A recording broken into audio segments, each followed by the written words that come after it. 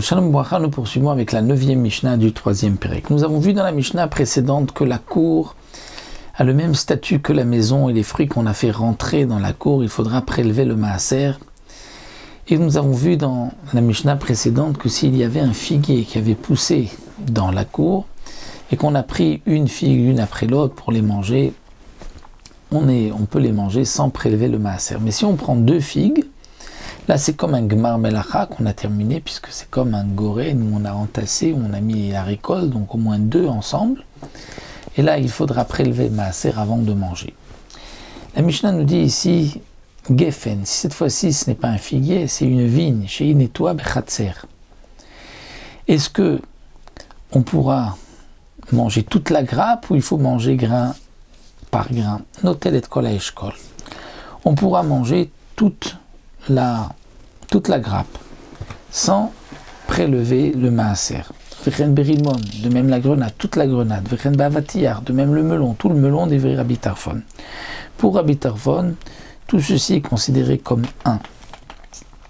Et donc, puisque la cour ne va fixer le maaser que lorsqu'il y a deux, donc il faut deux grappes. Une grappe, il n'y a pas d'obligation. Rabbi Akiva dit non. Megarger baeshkolot, tu ne peux pas manger toute la grappe, tu dois prendre un grain après un grain. Pour Ed Barimom, de même pour la grenade, tu dois ouvrir et manger un grain par grain. Vesofet bavatiyar. Et le melon ne prendre qu'une partie. Parce qu'on a l'habitude de manger une fois, mais pas un gros morceau du melon, sinon là c'est considéré comme un tsirouf et on doit prélever le maaser. Kousbar shizroa bechatser. Nous avons du kousbar, du coriandre, qui a été semé dans la cour, qui pousse dans la cour. Eh bien, mais kartem ale ale veochel. Il pourra manger feuille après feuille, mais pas manger deux en même temps. Vim tseref, s'il en a pris deux en même temps, chayav, il est chayav. Asiya. La siya, dit le Barthénora, donc un nom en arabe ou en laz, il semblerait que la siya serait ce qu'on appelle la rosemarine.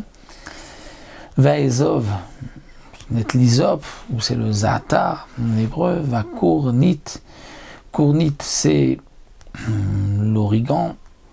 Chez Bechatser qui pousse dans la cour. Imayu nishmarim. Si il n'était pas abandonné, il était nishmar, donc généralement ça pousse tout seul, mais si on les a gardés, on les veut, alors chayavim, là il y a une obligation de prélever le maaser, parce que on considère que ça appartient donc au propriétaire, ce n'est pas efker, et donc il y aura une obligation de maaser, bien sûr lorsqu'on en prend deux par deux, deux feuilles par deux feuilles, comme nous l'avons vu. Le fait que ce soit dans la cour et qu'il y ait un gmar melacha nous oblige à prélever trumot ou maasrot. Voilà pour la 9e Mishnah, on se retrouve avec la dernière Mishnah du Pérec.